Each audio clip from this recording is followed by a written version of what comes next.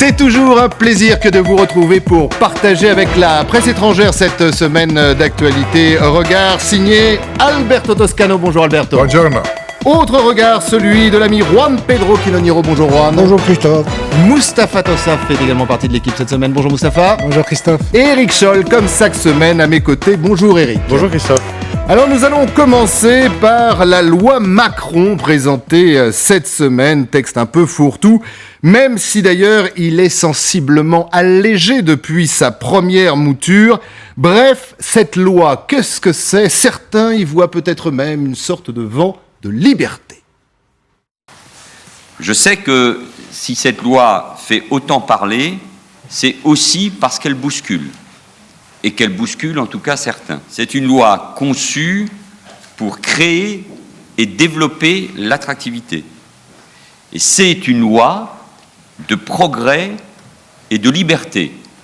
Et là, je reprends les mots prononcés par le président de la République. Mais qui sème le vent, quand bien même de liberté, récolte à coup sûr la tempête. Écoutez. C'est une loi qui comporte des régressions sociales, donc ça va être un débat. C'est surtout une loi dérisoire et inutile parce que personne ne peut sérieusement croire qu'on va retrouver de la croissance en travaillant 2 ou 3 dimanches de plus. La vérité, c'est que quelques lobbies de la grande distribution ou de font pression sur l'exécutif, et l'exécutif n'est pas suffisamment fort pour l'instant pour résister à ces pressions de quelques lobbies. On ne va pas créer des milliers d'emplois avec le travail du dimanche quand on va dans le même temps en détruire par milliers dans le commerce de proximité ou dans les centres-villes. Donc c'est une fausse modernisation de l'économie. Alors avant de reparler bien évidemment de ce travail dominical, on va revenir quand même sur la loi Macron. Alberto sourit. Peut-on encore réformer en France ? J'adore le fait que les frondeurs sont devenus poujadistes. Moi, je me souviens très bien, j'ai bien connu Poujade, et il disait toujours le commerce de proximité, les petits artisanats et tout ça. Maintenant, je vois que les frondeurs du Parti socialiste sont concernés par la même cause. Ça me fait sourire. Ceci dit, le problème est très simple. Après son élection à l'Élysée en 2007, Nicolas Sarkozy a créé la commission Attali. La commission Attali a réfléchi pendant plusieurs mois, de façon sérieuse, à la possibilité de trouver dans la société et dans l'économie française des niches pour déréglementer en créant de la compétitivité et du développement. Il y avait certaines idées justes, mais tout ça a été effacé par une polémique politicienne et par la même mauvaise volonté du même Nicolas Sarkozy à l'époque à l'Élysée. Aujourd'hui, on découvre que certaines des réflexions de la commission Attali, et en particulier du socialiste et très socialiste M. Jacques Attali, étaient logiques. Elles peuvent effectivement stimuler la compétitivité. Dans la société, il y a des niches privilégiés qui doivent quelque part être libéralisés pour favoriser un certain développement. Voilà la philosophie de cette loi, qui en soi est bonne. Encore faut-il réfléchir et avoir une concertation avec toutes les catégories sociales, et je ne suis pas sûr que M. Macron a agi de la meilleure façon possible. Alors, le débat... La philosophie est bonne, la méthode, je ne suis pas sûr. Voilà, Alberto vient de lancer, je dirais, le thème de réflexion. La méthode est à ce point mauvaise, ou comme en Italie en ce moment, il est impossible de réformer, cher Juan, quand il faut le faire. Je crois que c'est une tempête dans un bénitier socialiste. Je crois que les frondeurs, on ressent avec 5 dimanches de plus travaillés, on ne va pas créer des masses d'emplois. Il y a eu, comme dit Alberto, la commission Attali, il y a eu le dossier 3 ou 4 dossiers qui conseillent de libéraliser la fin. On est loin avec la loi Macron, c'est une loi extrêmement modeste, des réformes extrêmement modestes. Mais parce qu'elle a été détricotée, parce qu'au début, cette loi Macron, effectivement, était quand même pour la France une arme importante pour qu'on puisse être à peu près au niveau des obligations de Bruxelles. Oui, mais si la régression sociale, c'est qu'en France, on va pouvoir ouvrir 5 ou 6 dimanches en plus, bonjour les dégâts. On est encore dans un archaïsme terrible, redoutable. On est très loin de la... Pour vous, justement, cette cristallisation sur quelques dimanches en plus, c'est vraiment le reflet, vu d'ailleurs, d'un de ce qu'est la France archaïsme aujourd'hui. absolu. C'est-à-dire, ça recentre, ça libéralise Hollande dans la mesure où Martine Aubry utilise une terminologie, à mon avis, d'une autre époque. Ah oui, alors justement, vous parlez de Martine Aubry, je vais laisser la parole aux autres. Martine Aubry qui a répondu immédiatement au Premier ministre, d'ailleurs, en disant « Il faut combattre cette réforme de régression sociale car le dimanche est un temps pour soi et pour les autres. » Cher Moustapha. Oui, moi, ce qui a attiré mon attention sur cette loi, ce sont deux choses essentielles. La première, c'est qu'elle s'est passée sous forme d'un show du Premier ministre Manuel Valls et du ministre de l'Économie Emmanuel Macron sous les décors de l'Élysée, ce qui était inédit en l'absence du président de la République.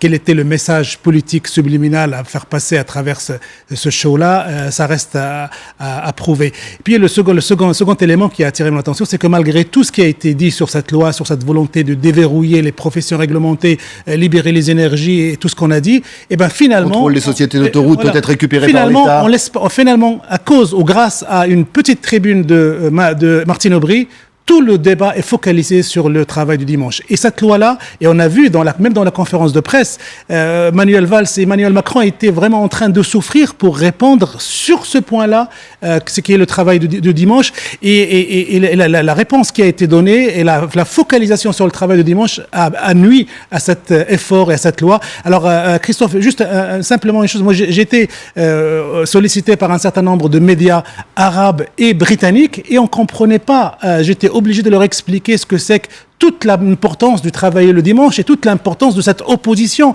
frondeuse contre le travail du dimanche. Et les gens ne comprennent pas ce débat vu de l'extérieur, ce débat typiquement, proprement français sur le travail du dimanche. C'est ce que nous dit Alberto. Éric, je vais vous laisser la parole, mais vous savez que dans cette émission, on aime bien retrouver quand même des expressions du passé.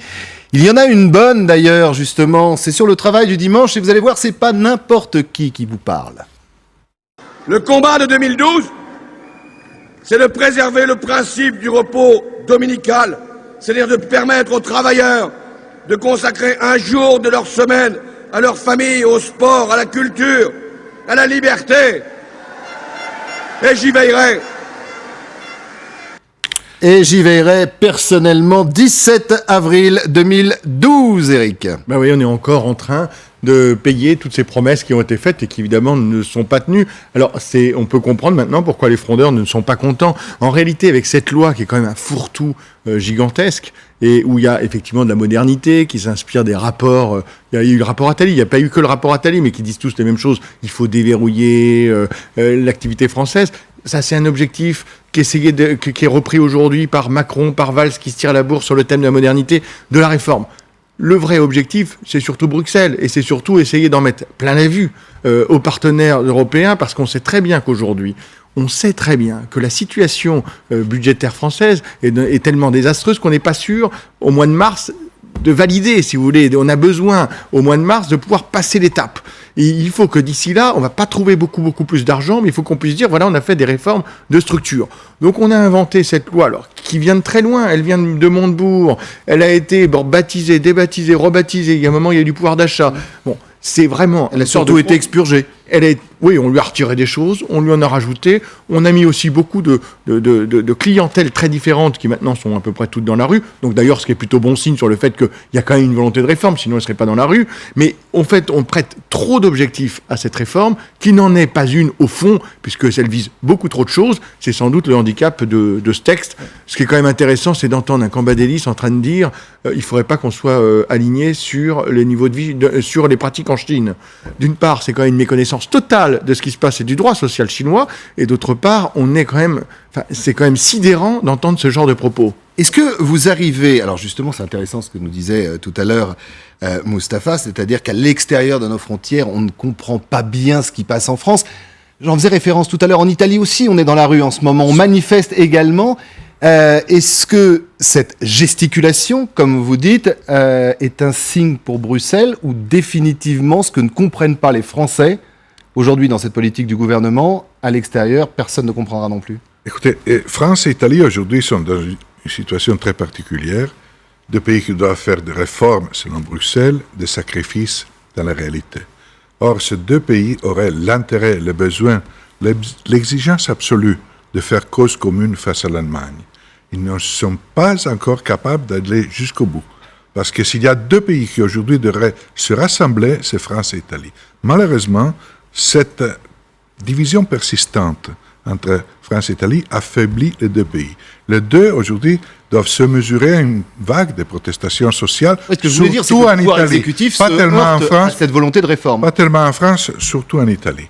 Or, ces manifestations visent à garantir toute une série d'avantages acquis pour les travailleurs italiens en particulier, mais aujourd'hui mis en cause par certains changements, parce que ceux qui travaillent ont les avantages. Ceux qui ne travaillent pas ou ils ont un travail précaire sont dans des difficultés énormes. Or, la réforme du marché du travail est aujourd'hui la réforme des réformes en Italie. La protestation des syndicats vise à garantir ceux qui ont déjà un contrat de travail et laisse malheureusement en difficulté les autres. Le gouvernement doit avoir une vision d'ensemble. Mais je suis tout à fait d'accord avec ce que vient de dire Alberto. Il y a quand même une grande différence entre Matteo Renzi et François Hollande. C'est que Matteo Renzi, quand il est arrivé au pouvoir, au mois de février 2014, il avait annoncé clairement ce qu'il voulait faire. C'est-à-dire, il avait annoncé « je suis un réformateur ». Il le fait, on a vu, malgré les gens dans la rue. On a vu, avec ce petit passage de François Hollande en avril 2012, qu'aujourd'hui, le programme qui est présenté, qui est un programme social-libéral, ne correspond pas au programme qui avait été annoncé en 2012. Alors bien sûr, depuis, Manuel Valls affiche ce cap des réformes, mais on voit bien qu'il y a une différence, et on peut comprendre pourquoi, au sein du Parti socialiste, ça remue autant. Et ce que dit Eric Scholl est d'autant plus vrai qu'à l'occasion de ce débat sur cette loi, on a eu la fibre frondeuse qui est devenue de plus en plus forte, de plus en plus bruyante. Et là, on s'attend en janvier, quand cette loi sera soumise au vote et au Parlement. À l'initiative, d'ailleurs, c'est intéressant, à l'initiative de la gauche. Même pas d'une opposition qui, elle, reste étrangement absente. Oui, qui va la voter? Alors, Manuel Valls, dans ses déclarations, est optimiste. Il dit que, voilà, on a beaucoup dit sur la loi de la régionalisation et elle a été votée finalement. Il s'attend à ce que cette loi soit votée, mais le problème de cette loi, c'est que non seulement la fronde à gauche est de plus en plus puissante, mais qu'à droite aussi, on essaie un petit peu de ne pas donner, de ne pas faire un chèque cadeau à ce gouvernement et éventuellement le faire tituber sur cette loi. Donc le vote est incertain malgré les assurances de Manuel Valls. Alors, on va reparler dans quelques temps, non pas de 154 ni de 156, mais bien 155 propositions de Manuel Valls, et on verra si à l'état urgent on arrive encore à comprendre la politique. On parlera également, et c'est important, en politique toujours, du respect de la vie privée. Tout de suite, c'est le journal sur la chaîne Info.